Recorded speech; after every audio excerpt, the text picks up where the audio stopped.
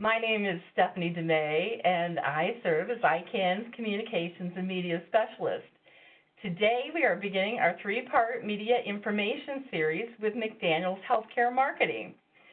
We begin today with the creation and maintenance of effective social media strategy, and we will round out this series with Stuck on Stark, allowable and non-allowable advertising costs. That will be held in August, and then SEO and Google Analytics in September. We appreciate the vast amount of time, expertise, and effort that the McDaniel's team has put into bringing you this information, and we encourage you to ask questions at the end of the presentation. The event will be recorded and available at a later date for those unable to participate at this time. Also, for those of you on the call, please put your phone on mute if it isn't already, and please don't put your phone on hold. With that said, I thank McDaniel's again and wish to introduce you to Sarah Ruiz and Shayna Osborne. Sarah Ruiz is a digital marketing manager with McDaniel's. She has a background in sales and digital marketing and a degree from Bradley University in social media marketing and entrepreneurship. And Shayna is a digital marketing strategist with a background in digital marketing, sales, and public relations. Both are a great asset to their team and hopefully will be great information givers to us. So today we're going to focus on getting more out of social media, and we will just let Sarah take it away from here.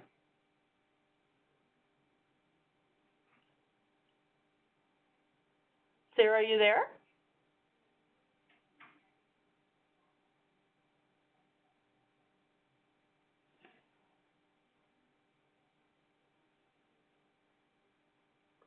All right, we're here, I believe. All right, I thought I lost you there for a minute. No, all good.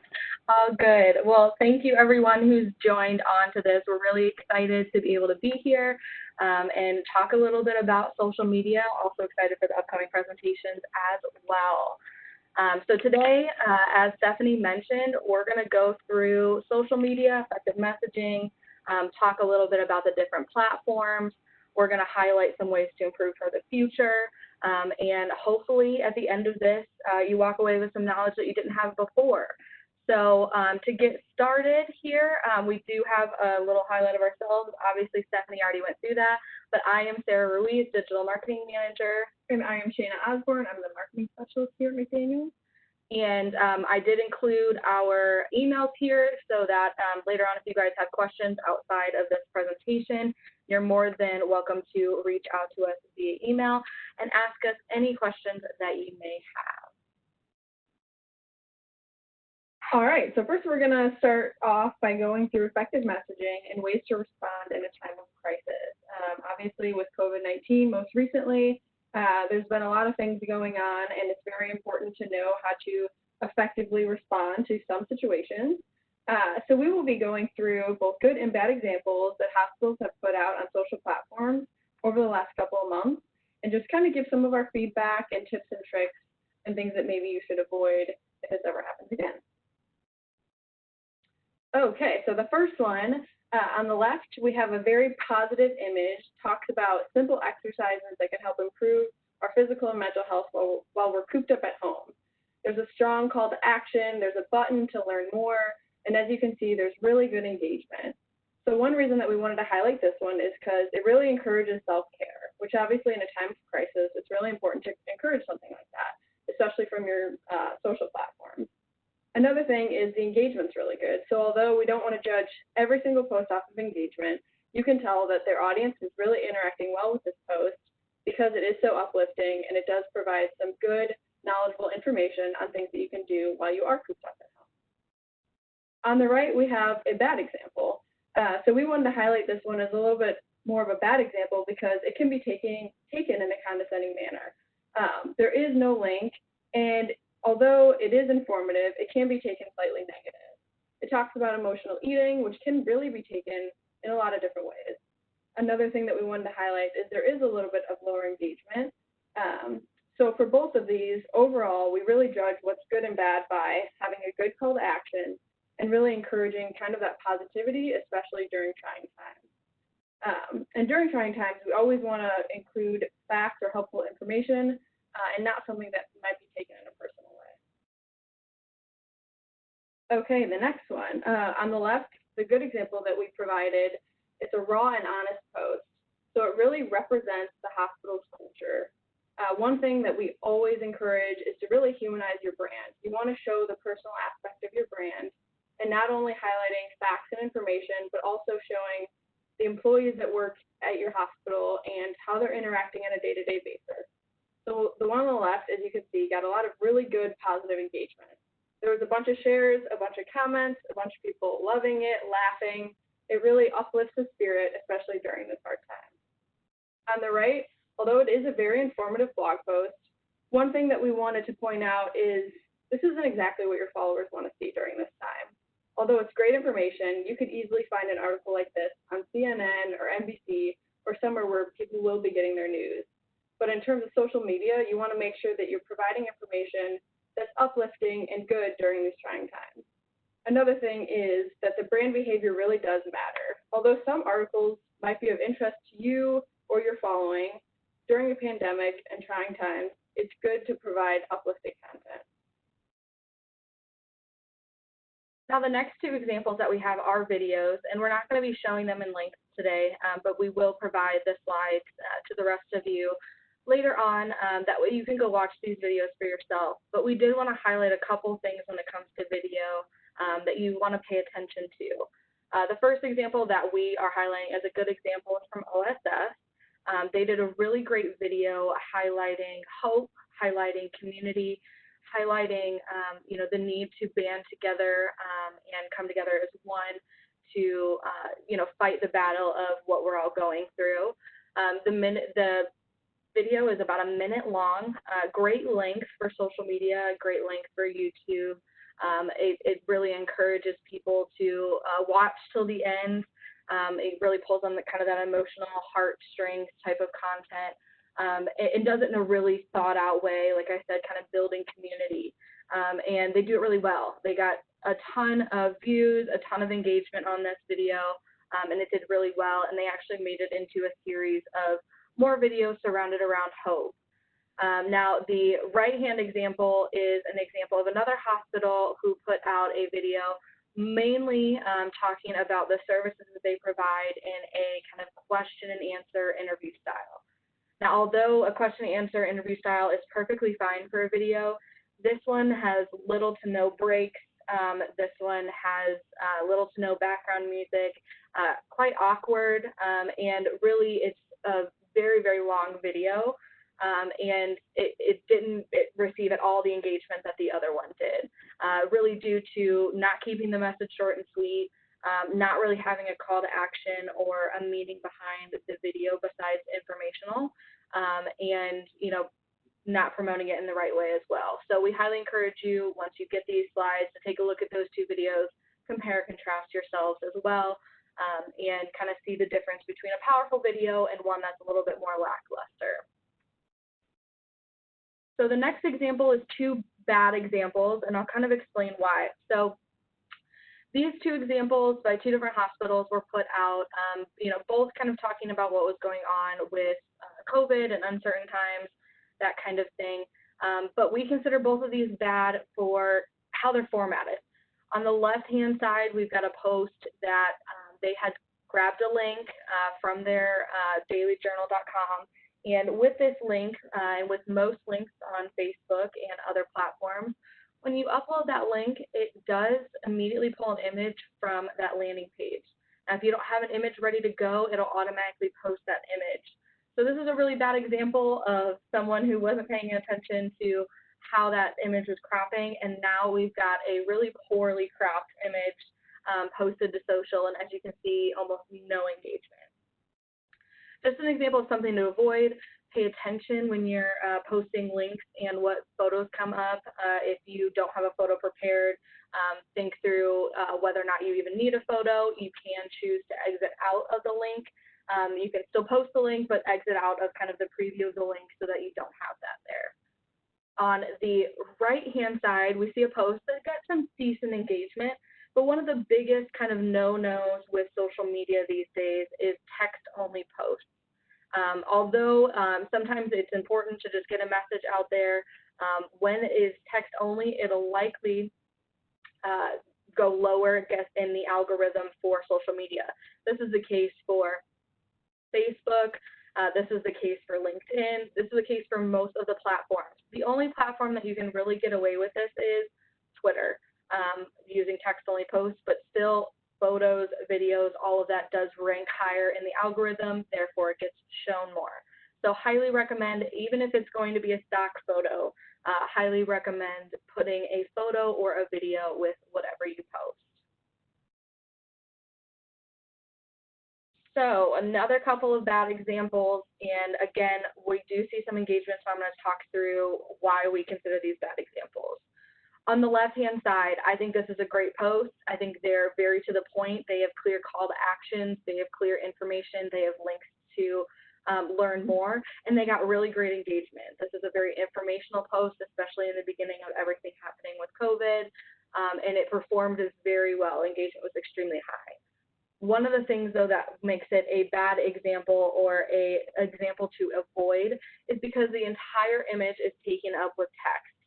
Now, in most platforms, it might be okay, but for Facebook specifically, they have a 20% overlay text rule, meaning that basically any text in your image has to be under 20% of the whole image.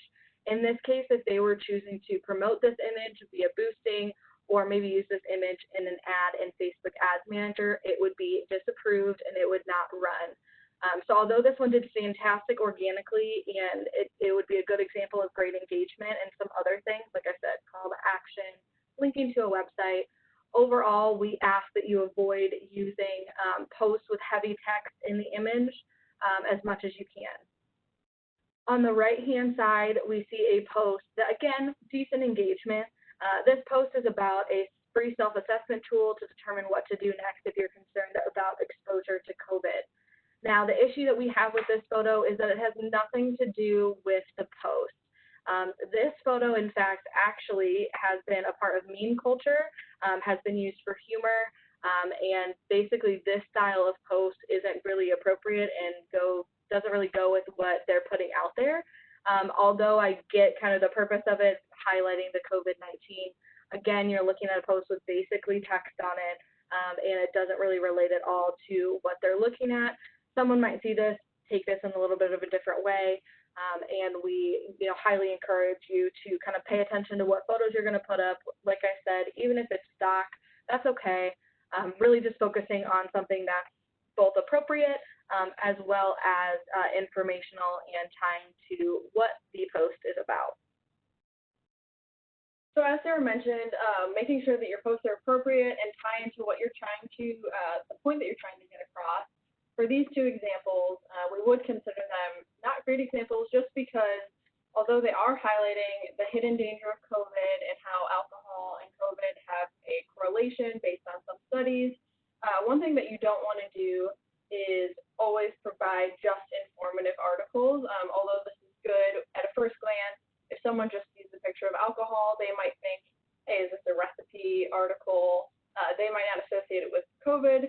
So another issue there is you also want to continue to be lighthearted during hard times.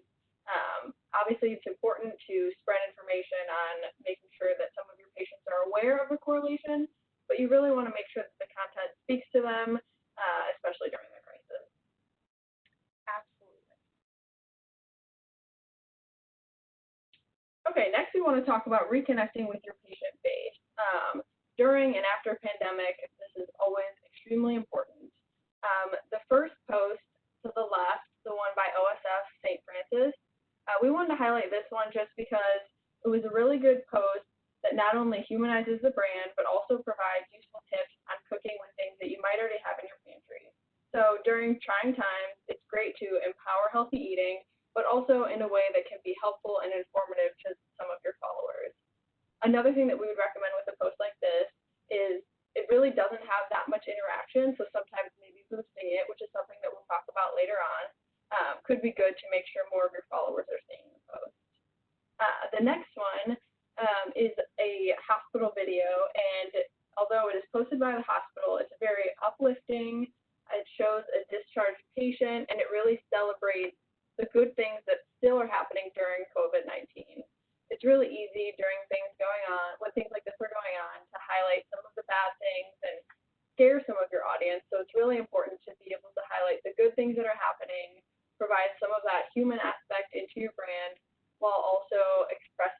gratitude and showing the good things that continue to exist within the hospital. Some other things that you can do to continue to reconnect with your patient base is make sure that you're focusing on the 80-20 rule. So what this means is 80% of your content is really geared towards providing something to your audience, whether it's culture related, articles, storytelling.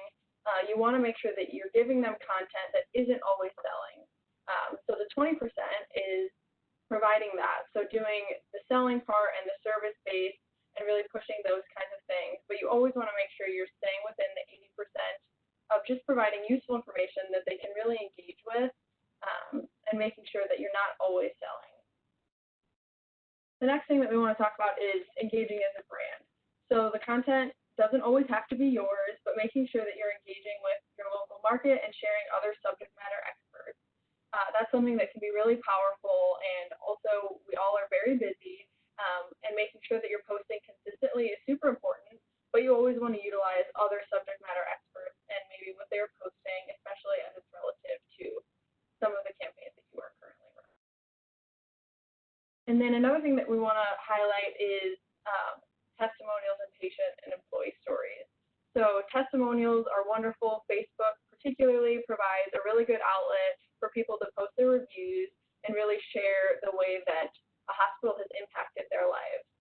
And typically they're very powerful, and how you respond and engage says a lot about your company and the hospital as a whole.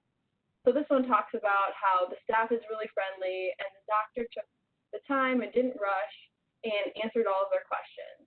So this is a wonderful post, but this is the perfect opportunity to comment back and thank them for taking the time to write this review and really engage with them so they can look to you as more of a friend. And also it will encourage them to post more in the future when they have good experiences. So really highlighting things like this is great, and it's a wonderful way to get some more engagement on your Facebook page and make sure that people are actually seeing it. And one thing to note, as Shana just mentioned, getting that more engagement within the Facebook algorithm, as well as Instagram, Twitter, etc. One of the big things that Facebook and those platforms pay attention to is how much engagement is already on the post. So if you get comments on your post, the best thing you can do is reply back to that comment, even if it's as simple as Shana said, thank you, appreciate your feedback, thank you for commenting, anything like that. It automatically adds another tick, if you will, of comments on that post, therefore showing Facebook that it's relevant, that people are interested in it, people are engaging, and they're more likely to show it to anybody else. So it just kind of pushes that higher in the feed of others as well. Right, and although we would love to say that every single review is a wonderful review, we know that that's not always the case, so we will be talking shortly about how to respond in maybe a more negative review situation, but still ways that you can save face during it. Absolutely. So let's talk a little bit about how to respond, as well as some automated responses in Facebook Messenger. So one of the big questions that we get a lot, and we got with this presentation as well, is when to respond, when to completely disable comments, when to delete comments, when to take it to risk management, all those kinds of things. So I want to go through that a little bit. I would say the biggest thing is there's difference between negative feedback and threatening comments. Now, if you're receiving negative feedback, whether a recommendation on Facebook, whether a comment, whatever it may be, the best way to handle those kinds of situations is to respond as quickly as you can. Ask that they share their story and share their feedback with you on an offline platform. That can be simply, hey person who's given their feedback, I would love to hear more about your situation. Would you mind messaging us on Facebook? Would you mind sending your inquiry to this email? Would you mind giving us a call at this phone number? This allows them to take it offline, still express their grievances and feel like they've been heard, but it also allows you to keep it off of your social media platform. And all that does is show others that even if that person did originally start with a negative comment, you immediately followed up to handle it. And then sometimes in a positive situation where someone has originally left a negative comment and you've handled the situation, you can even ask that person to go back, delete their own comment, or ask them to kind of follow up and say that you have handled the situation. 99% of the time, people just want to be heard, whether it's negative or positively. So if you allow the opportunity for them to be heard, if you allow the opportunity for the problem resolution, 9 times out of 10, they're going to be willing to help you out in the end, whether by deleting their own comment or whether by responding back saying that you've handled the situation. Now, the kind of topic on deleting people's comments and disabling comments completely. I do think that there's situations where that's appropriate, but I would say 9 times out of 10, if it is bad enough to need to delete a comment or to the point where you need to disable comments on an entire post, I would say that's a conversation on should that post still be up. Now, if it's something like, let's go back to the COVID examples. If it's something that you've put out that is informational messaging on COVID or something along those lines, and it's something that you really can't take down, it might be appropriate to delete comments or to hide comments or to disable them completely if it's just informational based. Now, if you've put something out that then becomes controversial and you decide to disable comments or delete them, it's probably going to be a bad look for the hospital or the healthcare provider. Most people take that in the way of avoiding the situation, avoiding handling the situation, not willing to hear other people's thoughts, not willing to let people express their grievances. So I would recommend as much as you can handling the situation in a positive way, asking to take it offline whenever you can. And I would say if at any point it becomes a threatening or just you can tell it's out of your control, that's when to say we're going to delete the comment. That's when to say take it to risk management. That's when to say follow your social media policy.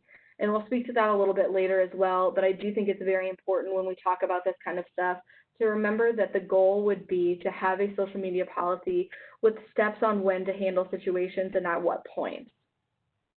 In regards to monitoring employees on social, it can be very difficult to do that, especially with a large hospital with a lot of employees. I would say the best thing that you can do as a brand and as a marketing team is both share your social media policy with your entire staff and remind often on how you want the staff to handle situations, how you want the staff to represent themselves on their own social media. Although there isn't perfect control on that, being able to put that kind of thing out there reminds them, especially like Shanna said, during these trying times, during COVID, this is how we want you to handle things. When the Black Lives Matter movement came out about a month ago and kind of sparked back up, that's another great example of encouraging people to pay attention to the rules, if you will, of how to engage, how to represent themselves, and how to follow the policy that your company has set in place. In regards to automated responses on Facebook Messenger, I highly encourage this. What you can do is once you're on your Facebook page, you can go into the settings and go into the messaging tab. When you scroll all the way down to the bottom of that messaging tab, you'll find a section, as you see a screenshot here below, that says during a messenger conversation, and it says set up automated responses. This will then take you to the screen of automated responses over on the right-hand side. This allows you to set customized responses to a lot of different things. For instance, if your hours are, let's say, 8 to 5 as a marketing team, once 5 o'clock hits and until 8 a.m. the next morning, you can set up a response that if anybody sends a message to you, it says something along the lines of, we're not in the office right now, we will get to your request within 24 hours or when we're back in service the following day. You can set up instant messages for things that trigger certain keywords. If someone asks about a certain situation and you have a specific response that you want to give, as some of the examples up here as well, frequently asked questions. If someone immediately asks for contact information, you can give a contact. If they ask for location information, appointment reminders, appointment follow-ups, as well as just job application received. You can set all of those up within the back end of Facebook, allowing you to have an option to not have to respond immediately to a question or having some of those frequently asked questions kind of already pre-handled with an automated response. Highly encourage that. One of the other things when we discuss what is all going on with saving face in a controversial situation is options that you have and ways to prevent and handle something that's kind of gone controversial. So one of the things that you can do as well is you can set a profanity filter on the back end of Facebook. It's a setting within the Facebook page that allows you to basically filter out anybody who would be using profanity. You could set it to, high or low, depending on, how much you want to cut out. But when we have a situation like this, which I know a lot of people probably heard of, but if you haven't, there was a OSF employee that made a controversial comment on a Facebook post talking about the protesters, talking about the Black Lives Matter movement, and it was a very inappropriate comment, very inappropriate post. And when that happened, this is one of those things that, went viral, if you will, and people were quite upset about it. Understandably, like I said, it's very inappropriate. One of the things, though, that I think OSF got right in comparison to a lot of other people in this situation is they immediately opened up their Facebook Messenger. They encouraged anybody to express their grievances there. They manned staff to be able to handle requests that were coming in and comments and messages that were coming in. And they were honest and open with people who were expressing those grievances. Once they had expressed it, once they messaged over, they make sure to reach out and say, you're more than welcome to express that here. We're here to listen. We're here to investigate, and we're here to look into this situation. Not only did that help, the people who were expressing their grievances feel like they were heard, but then also took a little bit of that backlash and that negativity off of their platform. And then as soon as they, made the decision to fire that employee to handle the investigation, they made statements, made it very clear how they were handling it. And I think they handled it very well. As a perfect example of how to kind of stay safe during a controversial situation, people just want to be heard. People want to know that you're handling it and that you're doing something about it. And once you have handled it, they want to know how and, kind of what happened. Again, that speaks to your social media policy. At what point does something become controversial? At what point do you stop posting other things and start handling a situation that occurs? Using Facebook Messenger, using a specific email, using a phone number that people can call. All those kinds of things are really, really great examples of how you can handle a controversial situation. Now, we have embedded this news article in here as well. That way, once you guys get the slides, you guys are more than welcome to go read through that and learn more about the situation in case you don't know. The next thing we're going to talk about is we're going to go through some of the platforms. We got a lot of questions on different platforms that, outlets you can post to. One of the biggest ones was TikTok, so don't worry, we're going to go through that. And we're going to go platform by platform, talk about ones that we recommend, that we don't recommend, and a couple reasons why. All right, first we're going to start with Facebook. So one of the platforms we recommend is obviously Facebook. We all have one, whether you use it actively or do not. It is a growing network, and it continues to be every single day. And with the pandemic, it's definitely something that people are logging into more often than ever. Whether you're coming for informative information, a good laugh, to share a story about your family, or really to update people if someone's sick. It's just a wonderful platform that really helps bring people together. But like I said, the audience size is ever growing. So on here we do have it split up kind of demographically. It's definitely a little bit more female, but Facebook is always changing, always growing, so these numbers continue to change.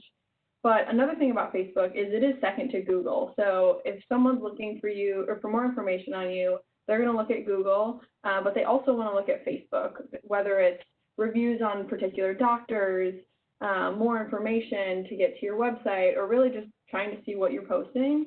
It is definitely a popular platform that people will go to really rely on you to make sure that you're the subject matter expert, and also just to see how active you are in there and what other people are saying about you in your hospital.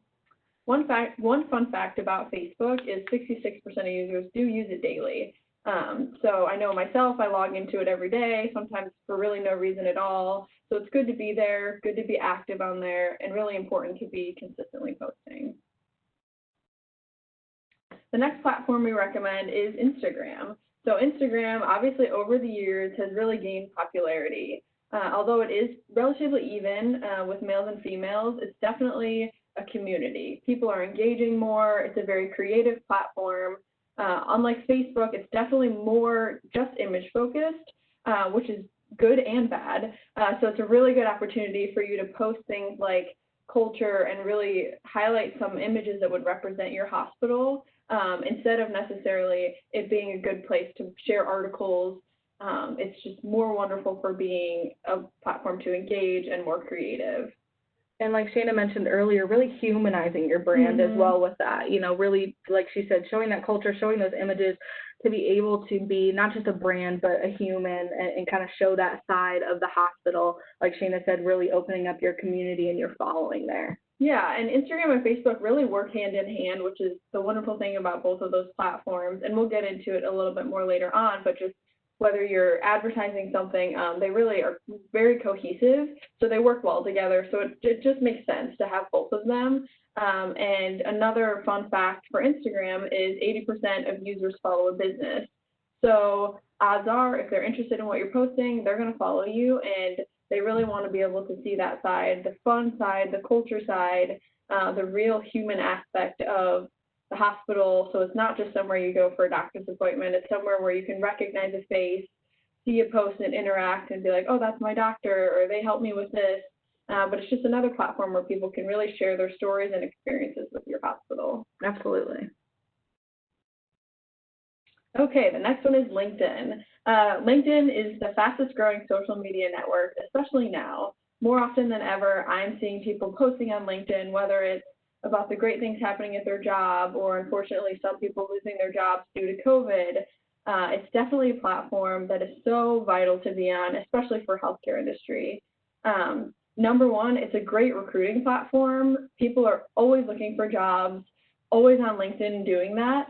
So it's just a wonderful place to be. And although it's great for recruiting, it's also great for things like culture. I know we mentioned that a lot, but on LinkedIn it's wonderful because if someone's looking, if you have a job open and posted on LinkedIn, odds are they're going to go to your LinkedIn profile and see a little bit more about what your hospital is about. So if you have culture posts, for example, the video example that we showed earlier, just being able to see like the fun and exciting environment you have to work within, it can really be a good place for recruiting. Another thing is it's really good for building relationships. It's a great place to highlight charity work, whether you're working at a food pantry or you donated to a local place. It's just a really good opportunity to present some of the things that you're doing at the hospital that aren't necessarily as business focused, but are really portraying what you're doing within the community. All right, the next one we got is YouTube. So let's be honest, we all love watching videos, whether it's Netflix or just scrolling through YouTube or watching a video on Facebook. YouTube helps reach a really wide audience. So the one thing that we love about YouTube is being able to create specified playlists. So if you have a YouTube channel and you have 50 to 100 videos on there, you can break them down to different categories. So for healthcare, it's wonderful because you can break it down to service providers, you can make fun videos, you can do like a company culture playlist. However you decide to use it, it's a very powerful platform. And one of the greatest things about YouTube is it's so easy to share these videos, whether it's via text or on your social media platforms or even embedding it into your website. It's a wonderful platform, and like we have in here, most of the users are 18 to 24, but it definitely reaches more people than any, or more Americans than any other social media channel.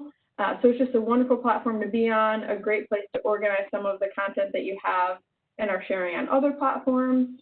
But like I said, it's just wonderful for office tours, meeting the staff, a variety of videos that can really help kind of get your message across. All right, the ever popular TikTok. Now we do have this as a don't recommend, but I am going to go through a couple pros and cons here. So a pro would be the fact that with TikTok and with the way that the algorithm works, pretty much anything can go viral, meaning you can garner a lot of attention really, really quickly. Now the con of that is if you do something wrong or if something that you didn't want to go viral goes viral, it's there and it's out there and people are going to remember that. So a big thing to pay attention to there is to, you know, if you're going to be posting things, paying attention to the fact that anything can go viral at any point in time. A couple other things to pay attention to with TikTok is mainly most of the healthcare providers and hospitals that are on TikTok are independent providers, independent doctors with their independent practices. It is very rare that you see a hospital organization have a TikTok, and we don't recommend it for a couple of reasons. One, HIPAA violations. If you just so happen to have something in the background of a video that you weren't paying attention to, it can be very bad to have that video post and then go viral later. Another reason, OSHA violations. There's a lot of things that could go wrong.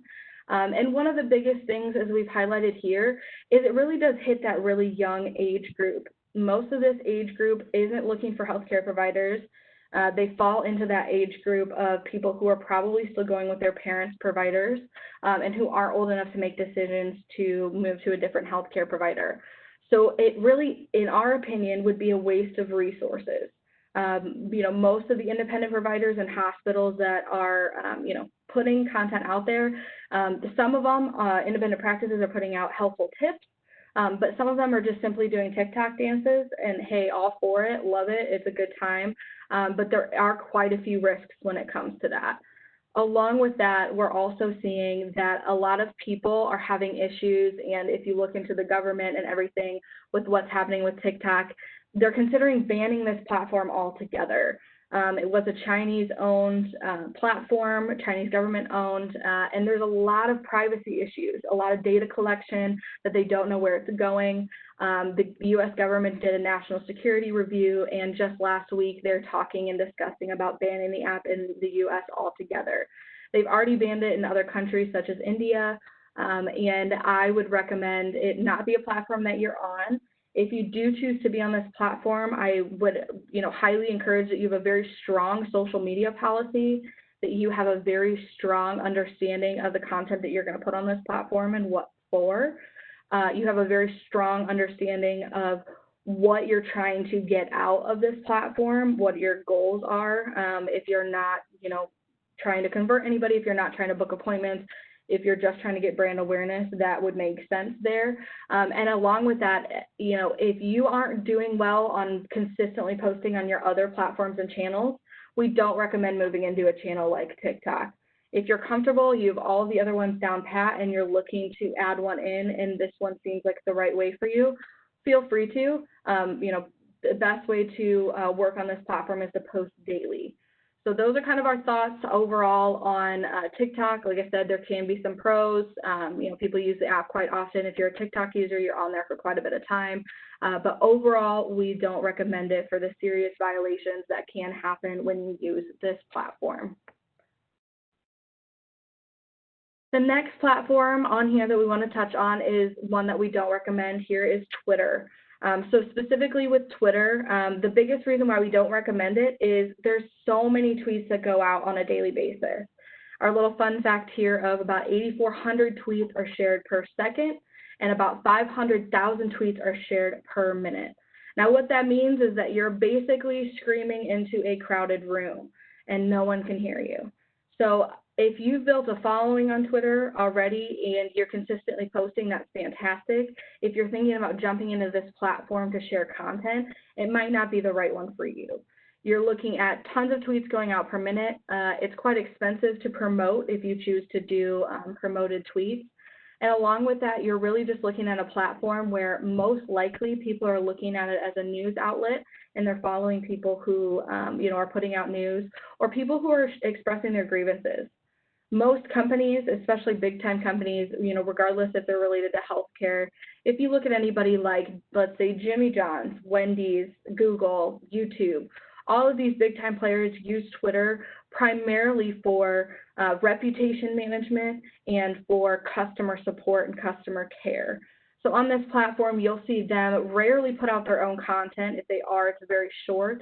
And 95% of the staff is dedicated to finding anybody talking about their company, and then also responding and engaging with anybody who maybe have a grievance or an issue or a positive experience.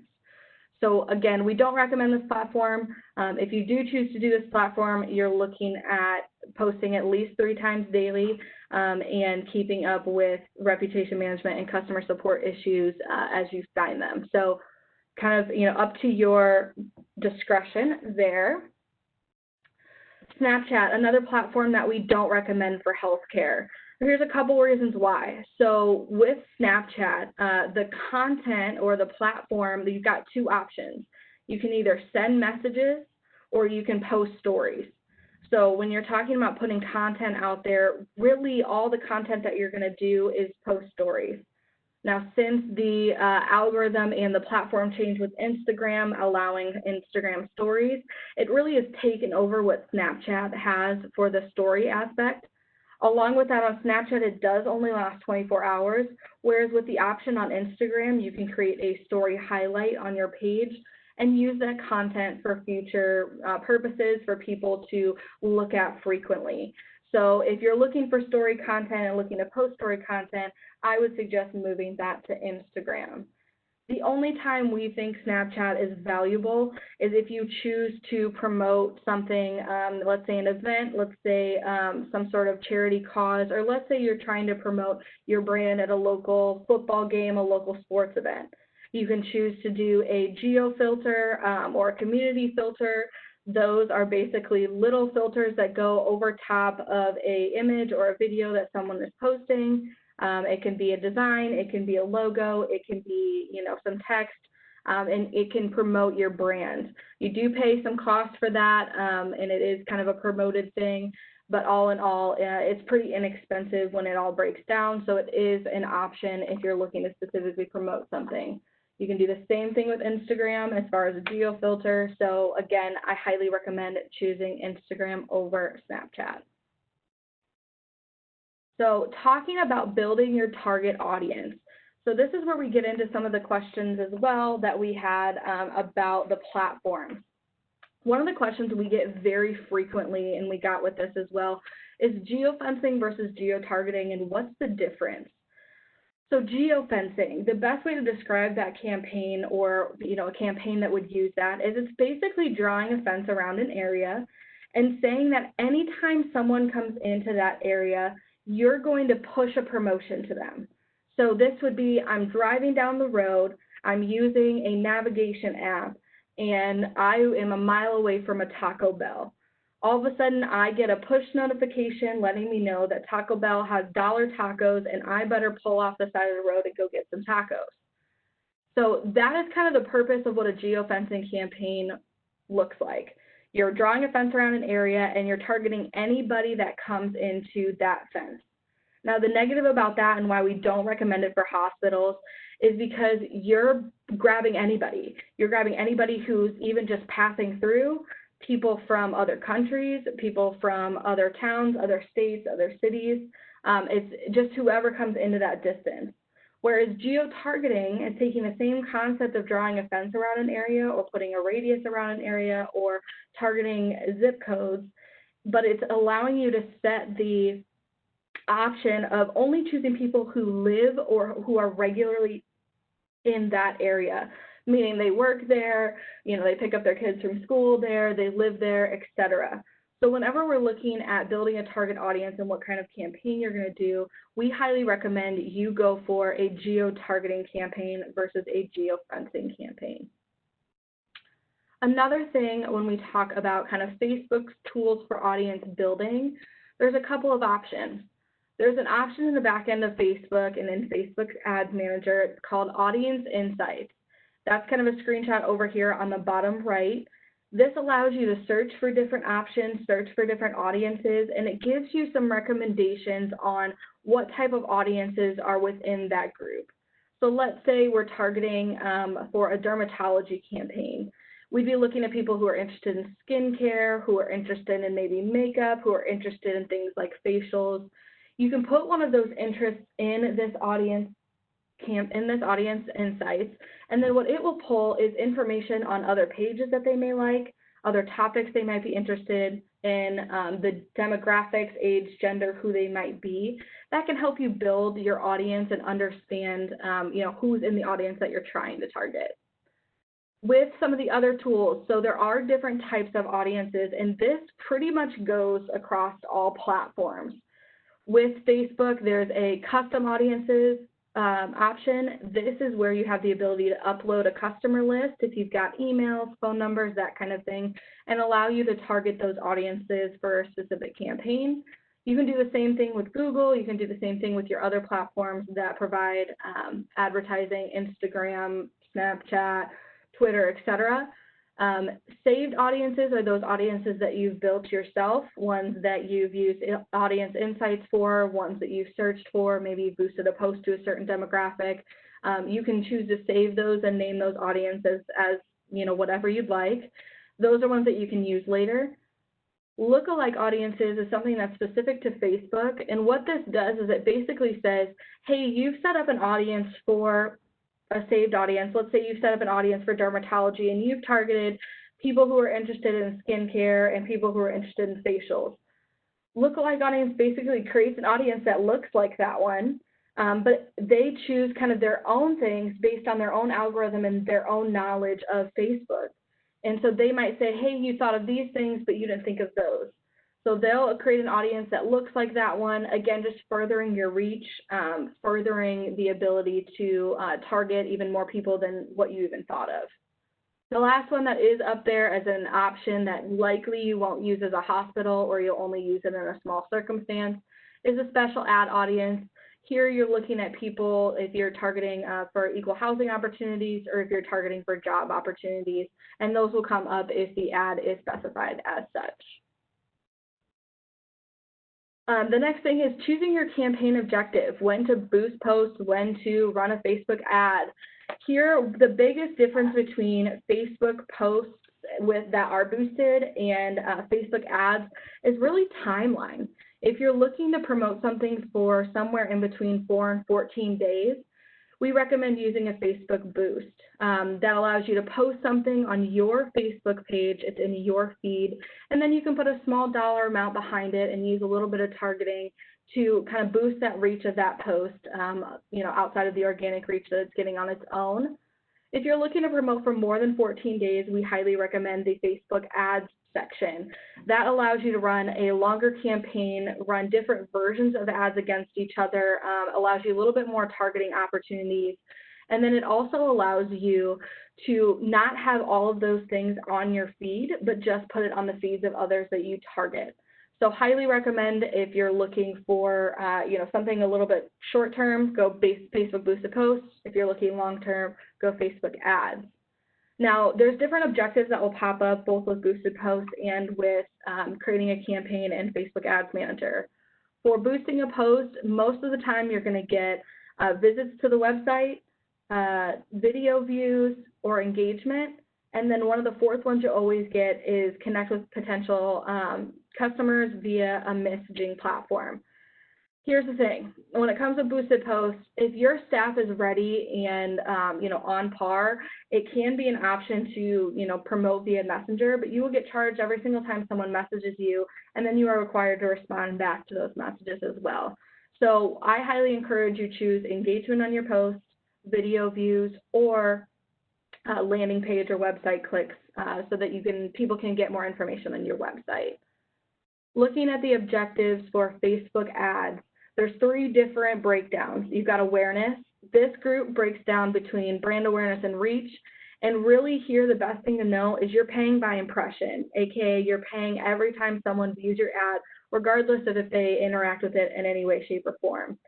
We don't recommend this because we feel that it's more valuable to pay when a user actually takes an action. So we would recommend, unless you're really looking for just reach and just ad views with that brand awareness, maybe avoid that category. For the consideration category, this is where we like to stay. For traffic, you're looking at traffic to your website. For engagement, you're looking at engagement on posts. App installs, obviously trying to get people to install your app. Video views, getting views on your video. Lead generation allows you to build a form on Facebook within your ad. That way users can fill out that form right away within the ad itself. And then messages, as I mentioned previously, does direct them to your Facebook Messenger to send you a message. Again, here, our favorite ones are traffic to your website, post engagement, and video views. This allows you to only pay when people are clicking on your ad to go to your landing page, when people are viewing more than 15 to 30 seconds of your video, or when people are engaging with your post, whether share, like, comment, etc. Conversion is also a really great option depending on what you want your conversion action to be. Conversions can be filling out a form on your website, picking up the phone and calling somebody, but it can also be sales and store traffic, which aren't relevant for hospitals. So I would say if you're looking to kind of decide where you want to go, look in the consideration category, and then look in the conversion category, only choosing conversions. Okay, now that we've talked a little bit about building your target audience and choosing your campaign objectives, let's dive into do's and don'ts of social media, whether you're boosting it, whether it's an ad, or whether it's just a static post. There's always do's and don'ts on each platform, but this is just a general for all platforms. So to start off, 20% text rule. Sarah talked about it a little bit earlier. You always want to make sure that images don't have over 20% text. For ads in particular, Facebook will actually reject them sometimes, and if they're not rejected, they can actually show less just due to the algorithm. You just want to make sure that you're staying under that 20% text rule.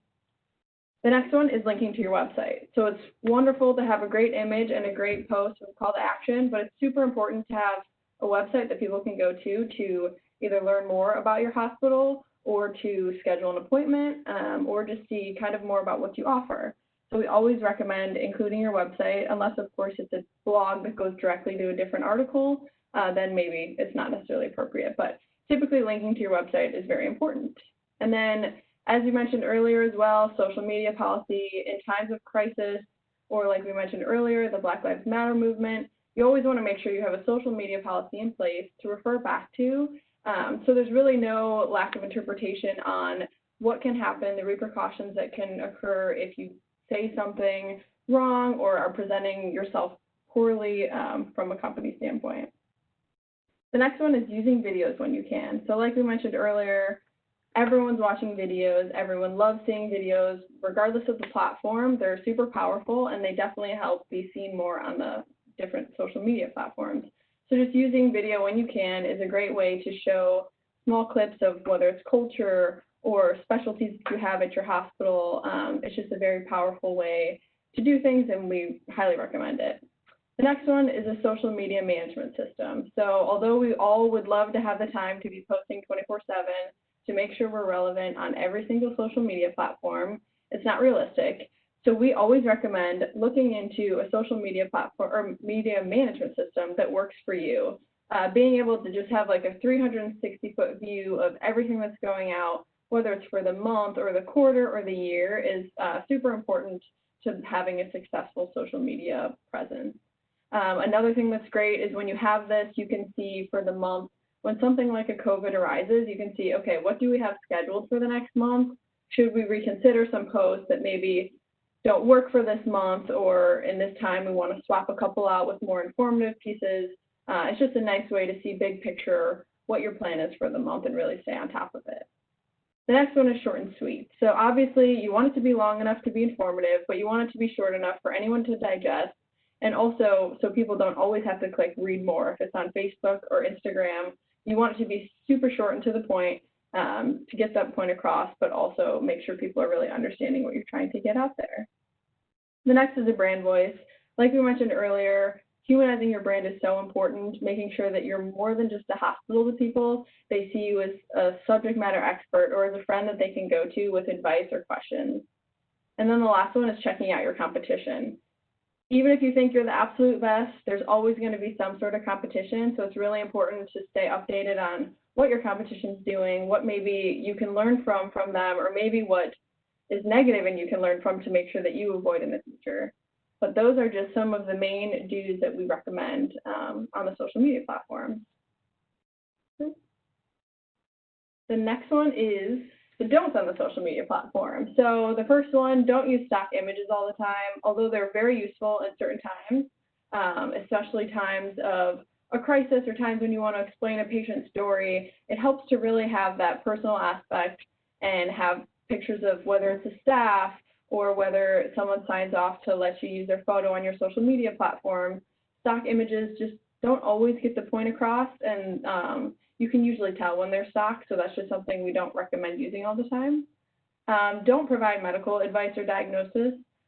So the one thing you want to avoid is making sure that you're not doing anything over social media platforms. You would hate to give the wrong advice and then someone refer back to it later, and that could be a much bigger issue, but we always recommend taking it offline, encouraging them to schedule an appointment or call, or even just do it through Messenger. All platforms have a private messenger where you can work things out through there, but always encouraging to call or schedule an appointment is probably the best route to go. The next one is don't use technical or scientific language. So you always want to assume you're speaking to the average Joe using a word that people might not understand. If there's an easier way to get your point across, it's always better to do that. One, because it keeps it short and sweet like we recommended earlier, but also just so everyone can understand what you're trying to say. And then the last one is watching out for trigger words. So there's certain things, especially with ads, that if you provide certain words, Facebook can actually reject things.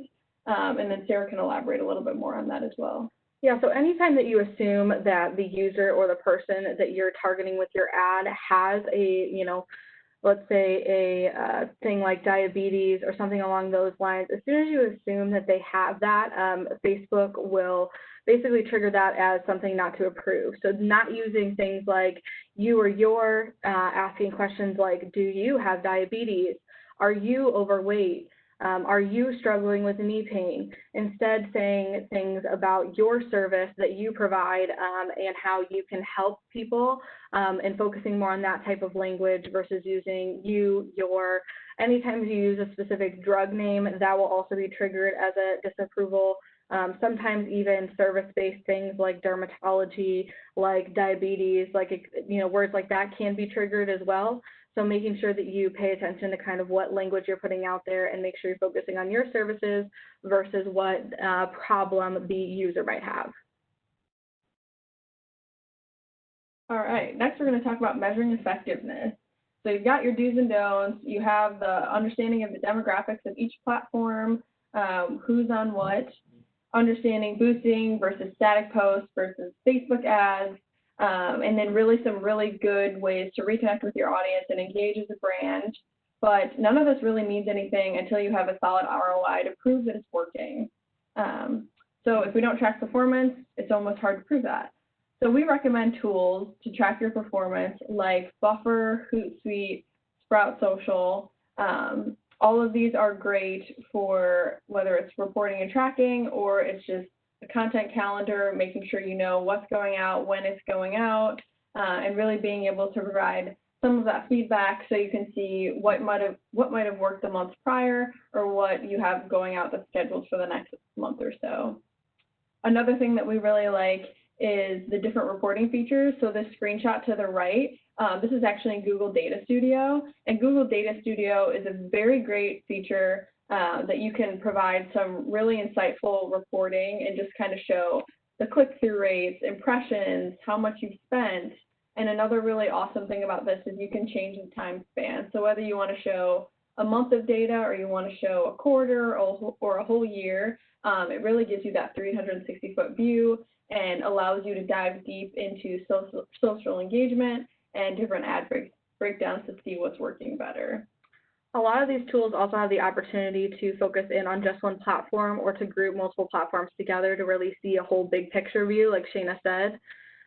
One of the other things that we really recommend when it comes to kind of tracking and improving for the future is doing A/B testing, especially if you're looking at a big campaign or something kind of upcoming that's going to be very big for your hospital or your providers, is really looking at putting some messaging out there ahead of time, comparing like 2 different copies or let's say 2 different images and seeing what's performing better.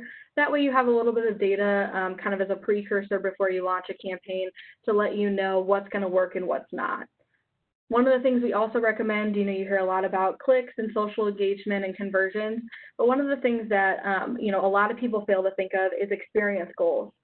Getting feedback from events on how the event went, getting feedback and experience information from people who visited and patients of yours. those can also be great goals that you can set as well, trying to get X amount of positive feedback from an event or campaign that you've run. So make sure when you're setting those goals, they're realistic, they're measurable, and they're a wide range between actions, between feedback, between experience, and kind of combining all that together. That way when you are reporting and tracking, you have something to go off of and you know when you're reaching those goals. Absolutely. So the bottom line is continue to make strides to better your hospital social presence. It's so important. The digital world is ever growing and ever changing, but it's so important to learn from your own mistakes and other competition mistakes. Don't be afraid to test things out, although some things are do's and don'ts now, and we recommend a lot of things now. Like I said, these platforms are always growing and changing. The demographics are always changing, so we always encourage to test things out, because what might have not worked for someone else might work for you. But always don't be afraid to try something new. And like I said, the beauty of digital is it's always changing and always growing, so we can always work to improve for the future. Absolutely. So that kind of leaves us with, time for questions. If you have any, feel free to put those in the chat. We're here to answer whatever we can. And then if you have any questions further past this presentation, we do have our contact information in the presentation as well that will be sent to you. Don't hesitate to reach out with any questions that you have.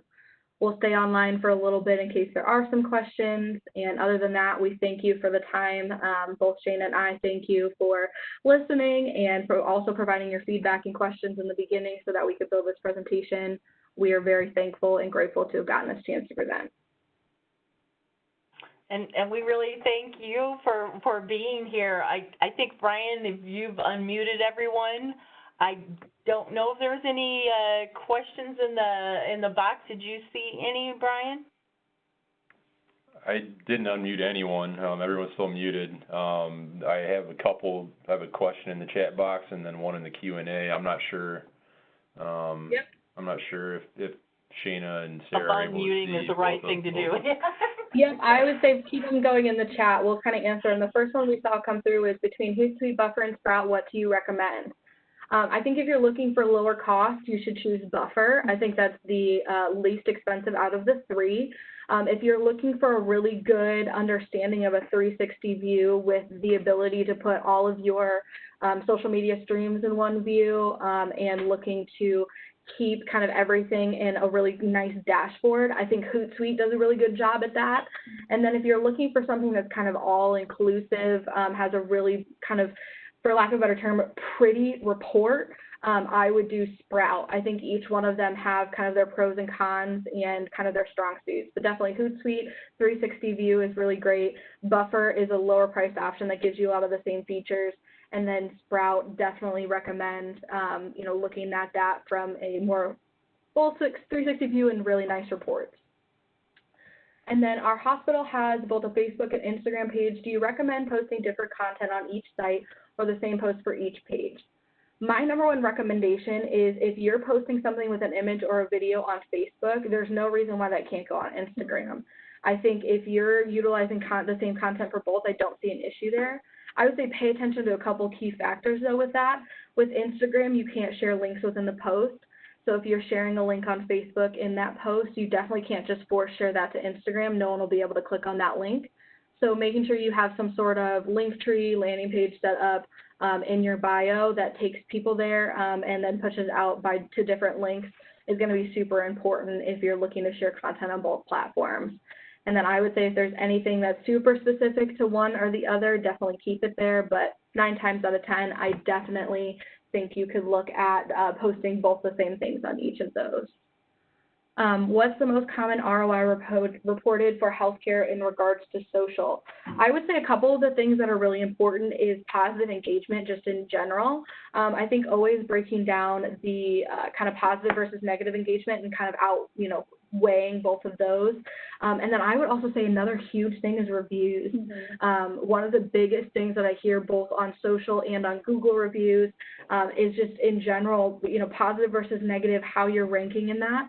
That plays a really big role on Facebook with Facebook recommendations, as well as on Google My Business. Having good reviews there can increase your SEO. So I would say one of the biggest ROI factors there is really the feedback that you're getting, and then just overall engagement numbers is the second. Yeah, I would also, to add to that, I would say link clicks to your website, which is something that a lot of these platforms will show you. Prior to really running digital ads, a lot of hospitals don't see as much engagement on their website, so it's nice that they kind of are all very cohesive. You can see on Google Analytics, you can see on a lot of these reports, but really like impression-based and the clicks to your website is super important because everyone has a website, but it doesn't really make any sense unless people are going to it. So being able to see that people are actually going and learning more and clicking on the different pages of your website, I would say is a really big ROI that a lot of our clients see. Absolutely, I agree with that as well. The next question is, we're struggling with getting answers to negative reviews on our Facebook page. Would you say the good rule of thumb is to answer within 48 hours, even if you're saying you have to research and get back to them? Absolutely. I think 48 hours is a really good timeline. If you feel like you can meet that, I think that's fantastic. I also think there's nothing wrong with once you've kind of responded back to a negative response, even just kind of going a step further and messaging them as well privately is another really great way. I also think just keeping them as a logged list of maybe users that patients that you have coming back, that could also be approached in a, next appointment, in a next, kind of in face-to-face meeting as well. So I know it's kind of hard. Some people just want to express their negative grievances and then they don't kind of get back to you on that. But yeah, definitely 48 hours is a great time, and I encourage you to find other ways to communicate with them.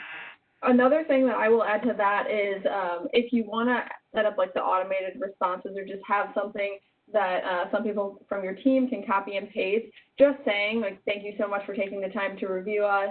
Our team is working hard to get back to you. In the meantime, please feel free to further explain via this email.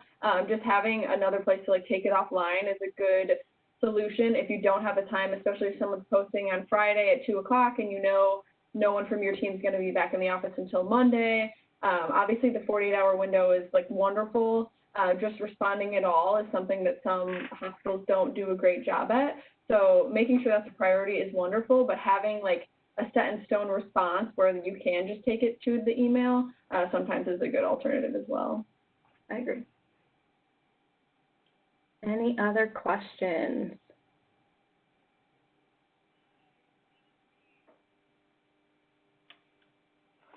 All right. We had a bunch of good ones there. I was real happy to hear all that. I guess in the interest of time, I would just suggest if anybody does come up with other questions to email Sarah or Shayna. You've been extremely helpful in this matter, and I would encourage everybody. McDaniel's again is going to have 2 more webinars, one in August on the 18th and another one in September. All of you on the call, if you have any particular questions you have about Stark Law or anti-kickback, I'm taking those questions through this week to later send to Randy McDaniels, and also Deanna Moole from Heil Royster will be the attorney helping us on that webinar. So they're very happy to have specific questions, and they'll not use your hospital's name if you do not wish it. So I look forward to any other questions for the subsequent webinars coming up, and I will get them forward to the right people.